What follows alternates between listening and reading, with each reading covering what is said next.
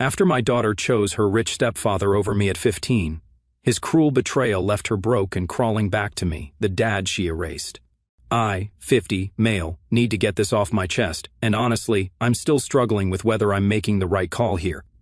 This whole mess started about 12 years ago when I split with my ex-wife Nicole, 48, female, but to understand why I'm at this crossroads now, you need to know the full story.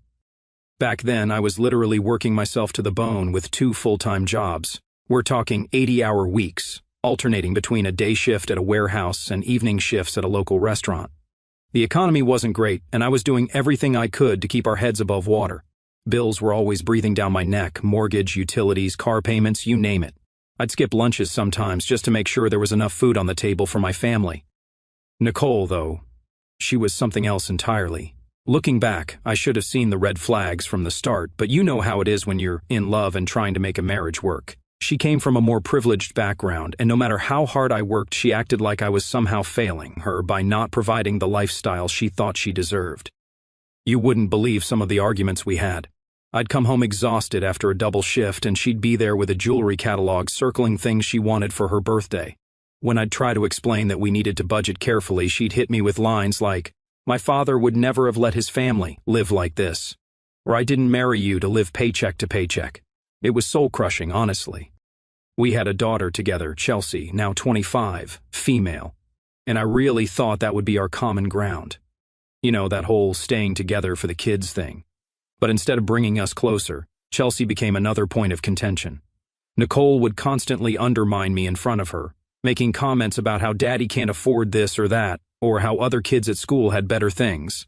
I tried to teach Chelsea the value of money and the importance of hard work, but Nicole would roll her eyes and tell her not to listen to my poor person mentality. The real kicker? Despite all her complaints about money, Nicole wasn't exactly contributing much to our financial situation. She had a part-time job at a boutique, but most of her paycheck went to her personal expenses, designer clothes, salon appointments, lunch dates with her friends. Meanwhile, I was pulling double shifts and still getting grief about not providing enough. I remember one incident that really captures what I was dealing with. It was Chelsea's 10th birthday, and I'd saved up for months to throw her a nice party at a local pizza place. Nothing super fancy, but it was clean, fun, and the kids loved it. Nicole spent the entire party making snide comments about how basic everything was and how embarrassing it was that we couldn't afford to rent out that expensive indoor playground like Chelsea's classmate had done the month before. The stress was unreal. I started having anxiety attacks, something I'd never experienced before. My blood pressure was through the roof, and I was barely sleeping. The doctor told me I needed to reduce my stress levels, but how could I when every day felt like walking through a minefield of criticism and demands? I tried suggesting marriage counseling, thinking maybe if we could get on the same page about finances and expectations, we could make it work. Nicole's response? "The only counseling we need is financial counseling, to figure out how you can earn more money." It was like talking to a wall that only echoed back demands for more, more, more. Looking back now, I can see how this toxic environment was setting the stage for everything that would follow. The constant pressure, the undermining, the materialistic values being instilled in Chelsea. It was like watching a train wreck in slow motion, but I was too caught up in trying to keep everything together to see where it was all heading. I guess what really gets me now, thinking back on all of this, is how I never felt like I was enough. No matter how many hours I worked, no matter how much I sacrificed, it was always painted as some kind of personal failing on my part. The narrative was never, "Dad works really hard to provide for us." It was always, "Dad can't afford what we deserve." Living with Nicole wasn't just difficult. It was like being stuck in an endless performance review, where you're constantly being told you're not meeting expectations every single day. I'm talking about the kind of situation where you'd wake up already feeling like you'd failed somehow, and the day hadn't even started yet. Let me give you some specific examples, since many of you asked for more details. One time I remember coming home after a particularly rough 14-hour workday. I'd picked up an extra shift because Nicole had emergency shopping to do. I walked through the door to find shopping bags from high-end stores scattered across our living room. The credit card bill for that month ended up being over $3,000, money we absolutely didn't have. When I tried to talk to her about it, she looked at me like I was speaking an alien language and said, "Well, Chelsea needed new clothes for school. Want to know what these needed items were? A $400 designer backpack because apparently the perfectly good one from last year was embarrassing.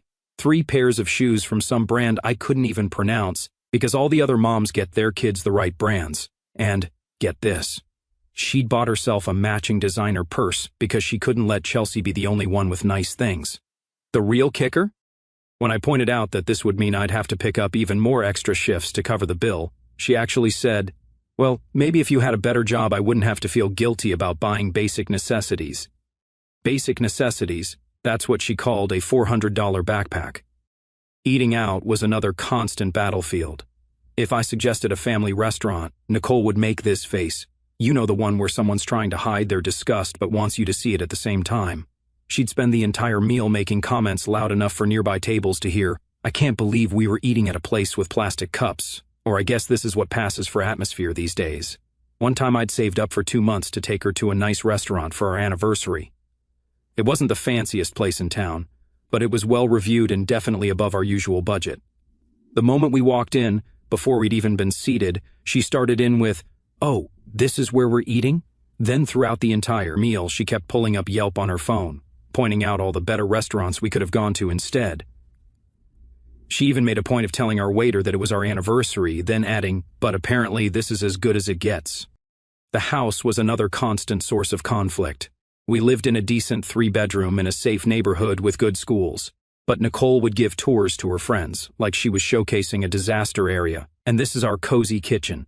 We're planning to renovate as soon as someone gets a better job, or sorry about the basic countertops. Some people just don't understand the importance of granite. The worst part was how she involved Chelsea in her materialistic mindset. She'd take Chelsea window, shopping at expensive stores, pointing out all the things Daddy can't afford to buy us. She'd encourage Chelsea to make wish lists of ridiculously expensive items, then act sympathetic when I had to explain we couldn't afford them. "I know, sweetie," she'd say. "I grew up having nice things too. Some people just don't understand our standards." Even basic household decisions became exercises in humiliation. When our washing machine broke down, I researched and found a reliable mid-range model that got good reviews. Nicole turned it into a 3-week drama, refusing to settle for anything less than some premium brand that cost 3 times as much. We ended up having to do laundry at her mother's house, who of course had the expensive brand, while Nicole told everyone who would listen about how I was forcing her to live without proper appliances. The constant comparisons to other families were exhausting. Every time one of Chelsea's classmates got something new, a phone, a laptop, a vacation, it became evidence of my failure as a provider. Nicole would casually drop into conversation how all the other dads managed to afford these things.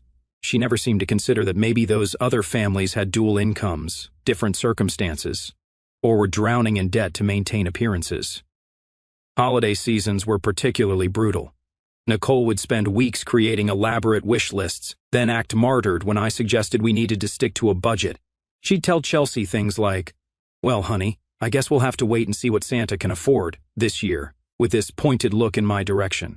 One Christmas she actually returned the thoughtful gifts I'd carefully chosen and saved for, declaring them not up to standard, and used the money to buy one expensive item instead. The thing that really gets me looking back is how she managed to make everything about status and appearance. Even family game nights or movies at home weren't immune. She'd spend the whole time on her phone showing Chelsea pictures of what real families were doing with their evenings. The transformation in my daughter still haunts me. Chelsea, 15, female at the time, went from being this sweet kid who used to curl up next to me watching Star Wars and asking for piggyback rides to someone I barely recognized. The change wasn't overnight. It was like watching a flower slowly close, one petal at a time, until there was nothing left of the relationship we once had. The divorce was finalized when Chelsea was 14, and that's when Nicole's new boyfriend Steven entered the picture. Now let me paint you a picture of Steven, 42, male at the time. Imagine every stereotype of a midlife crisis wrapped in an expensive suit. The guy drove a bright red Ferrari, wore watches that cost more than my annual salary, and seemed to think throwing money around was a personality trait. I tried to keep things stable on my end. I had a modest 2-bedroom apartment in a decent area, close to Chelsea's school. Every other weekend I'd plan activities I thought she'd enjoy. Movie marathons, trips to the science museum, she used to love space, cooking her favorite meals together. But increasingly these weekends became torture sessions of comparison. "Dad, why can't we go to Paris like Mom and Steven?" she'd ask, not even looking up from her phone during the movie I'd specially picked for our night together.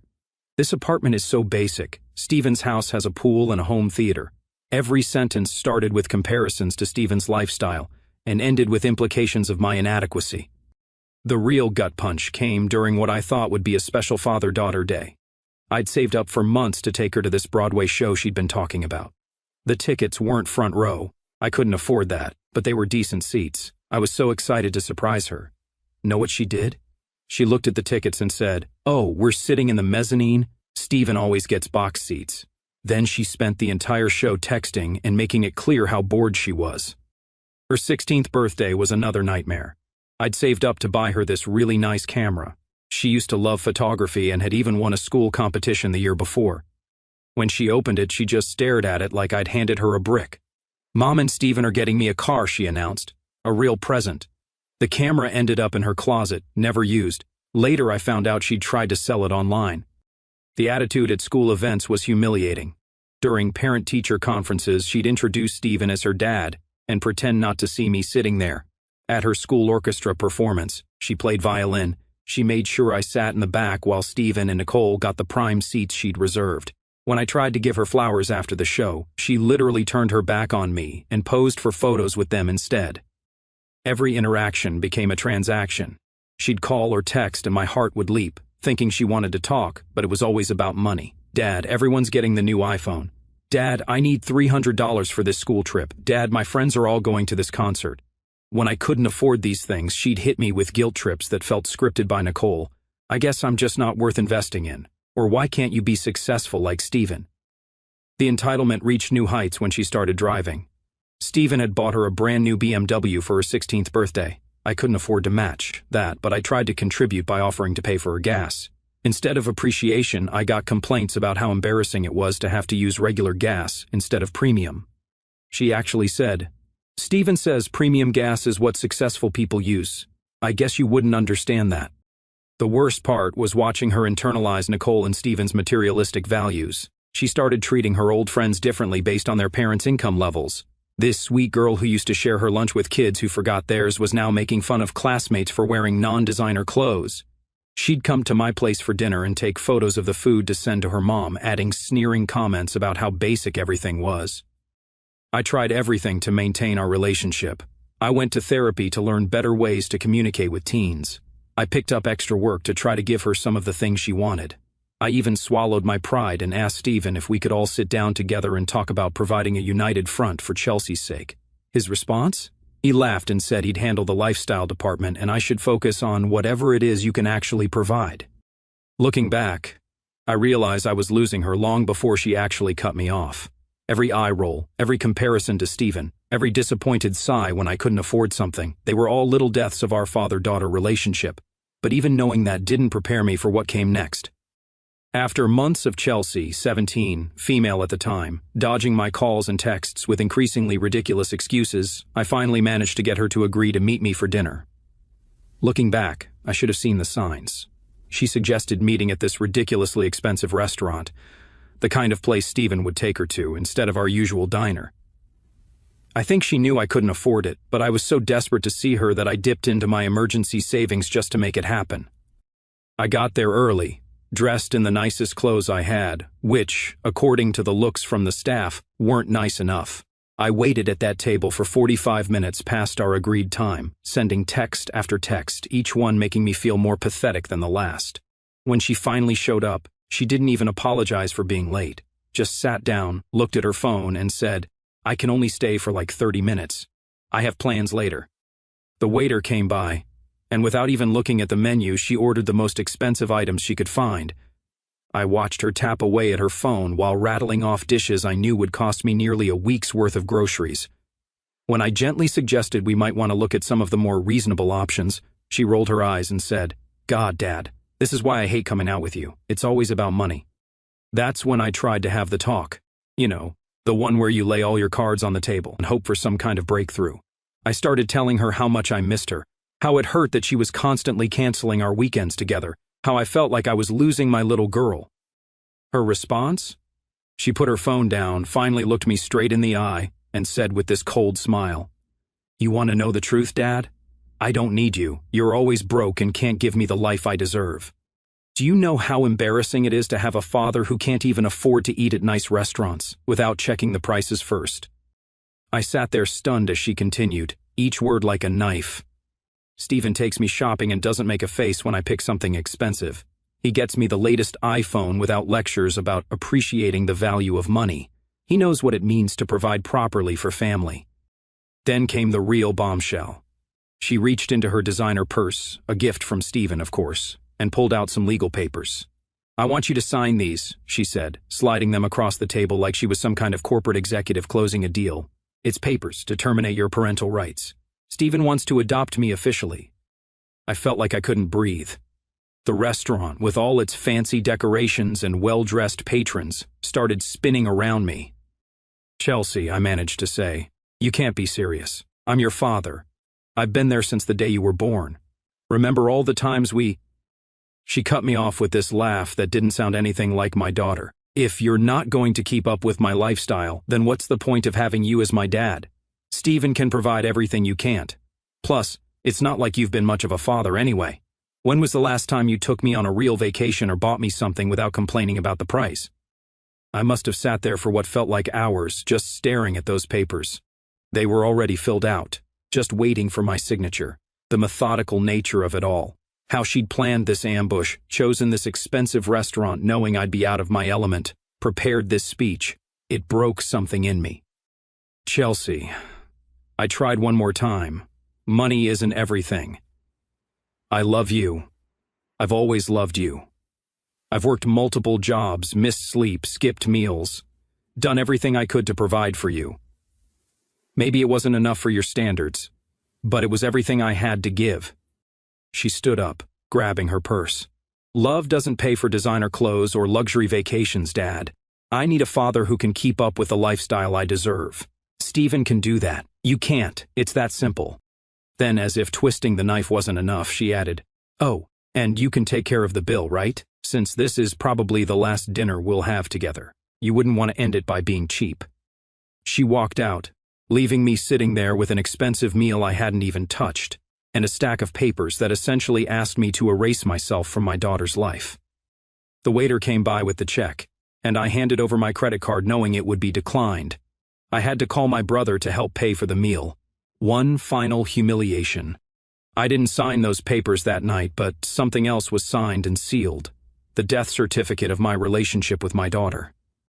I sat in my car in that fancy restaurant's parking lot until 3 o'clock in the morning, crying like I hadn't cried since I was a child.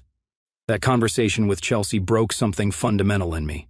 You know those movies where someone gets hit and you can actually hear the bones cracking? That's what it felt like, except the breaking was happening somewhere inside my chest, somewhere doctors can't reach with their instruments. The first week after, I couldn't even get out of bed. I called in sick to both jobs, using up what little PTO I had saved. My phone kept buzzing with texts from Nicole, not because she cared, but because Chelsea had told her about the restaurant incident, and she wanted to discuss my selfishness in refusing to do what was best for our daughter. Each message was like another shovel of dirt on the grave of my former life. I started making mistakes at work, basic stuff I'd never messed up before. At the warehouse, I kept misplacing orders. At the restaurant, I'd forget customers' orders or bring the wrong dishes. My managers were patient at first. I'd been reliable for years, but after the third time I nearly caused an accident with the forklift, they had to let me go. The restaurant followed suit a week later when I had a breakdown in the middle of a shift, sobbing over a plate of spaghetti because it was Chelsea's favorite dish I used to make for her. The job losses started a domino effect. Without income, I couldn't make rent. My landlord was understanding at first, but kindness has its limits when bills need to be paid. I had 2 weeks to clear out of my apartment, the same apartment where Chelsea's height marks were still penciled on the doorframe, where her old art projects were still stuck to the fridge with alphabet magnets. Here's the part I haven't told anyone until now. Not even my therapist knows the full extent of it. For 3 months, I was homeless. Not the kind of homeless where you're couch surfing at friends' places. I mean properly, genuinely homeless. I'd spend nights on subway platforms because they were warmer than the streets. During the day, I'd wander around the city, using the last of my phone data to apply for jobs while sitting in fast food restaurants, nursing a single coffee for hours just to stay somewhere warm. The worst part wasn't the physical discomfort, it was the shame. I'd duck into public bathrooms to wash up, wearing the same clothes for days because I couldn't afford laundry. I'd avoid eye contact with everyone, terrified I'd run into someone who knew me, someone who might tell Chelsea or Nicole about what had become of me. The irony wasn't lost on me. I'd finally become exactly what they'd always accused me of being, a failure. I hit my absolute lowest point one night when I was sitting in a 24-hour diner, counting change to see if I could afford a cup of soup. The TV was playing some entertainment news show, and there was Chelsea, my Chelsea, at some charity gala with Nicole and Steven. She was wearing a dress that probably cost more than I made in a month when I was working, talking about their recent family vacation to the Maldives. The interviewer asked about her family, and she gushed about how amazing her dad was. She meant Steven, of course. I wasn't even a footnote in her story anymore. That night, I found myself standing on a bridge, looking down at the water below. I'm not proud of where my mind went, but I need to be honest about how dark things got. What stopped me wasn't hope or courage. It was a random stranger, a maintenance worker heading home from his night shift. He took one look at me and just knew. Instead of calling the police or trying to talk me down with platitudes, he just stood there and shared his sandwich with me. We didn't even talk much, but that simple act of human kindness saved my life that night. The next morning, I swallowed what was left of my pride and called my younger brother. He lived in another state, and we hadn't been close since I married Nicole. She'd always looked down on his blue-collar lifestyle. He didn't hesitate. He just said, "I'm coming to get you," and drove 6 hours to pick me up. My brother let me crash in his basement, but more importantly, he helped me find a therapist who worked on a sliding scale. Those first few sessions I couldn't even speak. I just sat there and cried. The therapist suggested I start journaling, which felt stupid at first, but it helped me start processing everything. I also started going to the gym with my brother, not because I cared about getting in shape, but because it was somewhere to go. Something to do that didn't involve thinking about Chelsea. There's something therapeutic about lifting weights when you're carrying that much emotional baggage. Every rep felt like lifting another piece of my old life, examining it and choosing whether to keep it or let it go. Recovery isn't a straight line. That's probably the most important thing I learned during this period. Some days you're taking steps forward, and others you're right back in that dark place, counting ceiling tiles in your brother's basement and wondering how your life ended up here. My brother, 44, male, was my saving grace during this time. Though I didn't appreciate it enough at first, he'd wake me up every morning at 5 o'clock for the gym, even when I'd curse at him and try to pull the covers over my head. "The weights don't care about your problems," he'd say, "but they'll help you carry them." It became our routine. Lift, shower, job hunt, therapy, repeat. The first real victory came 3 months into living with him. I landed a job at a logistics company. Nothing fancy, just entry-level work coordinating deliveries. The pay was modest, but it was steady, and more importantly, it was something I could build on. My boss, 52, male, was this gruff but decent guy who'd been through his own divorce hell. He saw something in me and started mentoring me in the business. That's when I met Rachel, 46, female. She wasn't some romantic comedy meet-cute. She was the HR representative processing my benefits paperwork. I must have looked completely lost trying to figure out the insurance forms because she offered to help me during her lunch break. We got to talking, and it turned out she was also divorced with 2 kids. Here's the thing about Rachel that hit me hard. She didn't try to fix me. After Nicole's constant criticism and Chelsea's materialistic demands, Rachel's simple acceptance of who I was felt almost foreign. When I told her about my past, including the homeless period, which I was deeply ashamed of, she just listened. No judgment, no advice, just genuine empathy. Our first date was nothing fancy, just coffee at this little place near work. I was nervous about suggesting it, worried it wasn't upscale enough, but Rachel just smiled and said she loved their muffins. We sat there for hours talking about everything and nothing. She told me about her kids, 14 male and 16 female, her own divorce struggles, her dreams of maybe going back to school someday. The relationship developed slowly, organically. We'd have lunch together at work, then occasional dinners. She invited me to her son's baseball games, and I helped her daughter with math homework. No pressure, no expectations, just 2 people healing together. But it wasn't all smooth sailing. I had massive trust issues and anxiety about money. The first time Rachel suggested splitting the bill on a date, I nearly had a panic attack. Years of Nicole's conditioning had me expecting judgment for not paying. Instead, Rachel just held my hand and said, "We're partners, not a balance sheet." 6 months into dating, Rachel's daughter Emma had a school dance. She needed help with her dress, and somehow I ended up being the one helping her budget and shop for it. The moment she asked my opinion on colors, I started crying in the middle of the store. Emma just hugged me and said, "It's okay to miss her, but we're here now." That's when I realized I was part of a family again, just in a different way. Rachel and I got married last year. It was a small ceremony in her brother's backyard. Her kids stood up with us, Emma as her maid of honor, Jake as my best man alongside my brother. We wrote our own vows, and one of the promises we made was to always be honest about our brokenness and to help each other heal. We bought a modest house together. Nothing fancy, but it's ours. The kids have their rooms, we have a small garden, and there's this weird, creaky step we keep saying we'll fix but never do. It's not perfect, but it's real.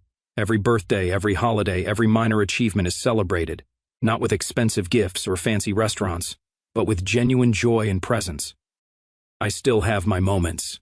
Sometimes I'll see a father and daughter together at the store or hear Chelsea's favorite song on the radio, and it hits me all over again.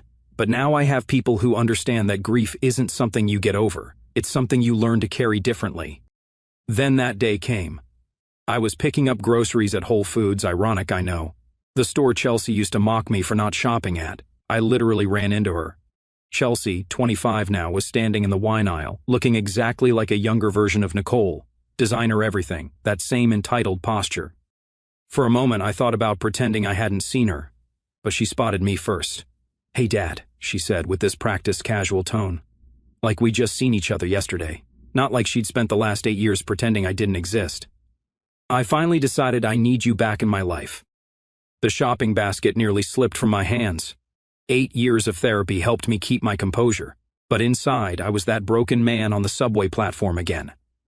She kept talking, filling the silence with words that felt rehearsed.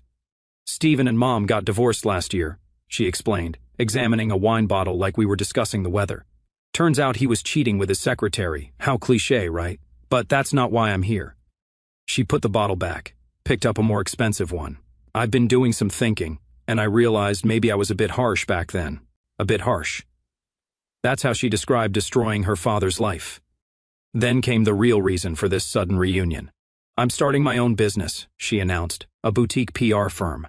Mom's not in a position to help right now, and Steven's new wife doesn't want him investing in past relationships. I thought maybe we could reconnect, father-daughter style." I stood there, grocery basket growing heavy in my hands as she continued. "I've got all the plans drawn up. The space I want is perfect, it just needs some renovation. We could spend time together while you help me get it started, like financially, I mean. It would be a great investment opportunity for you."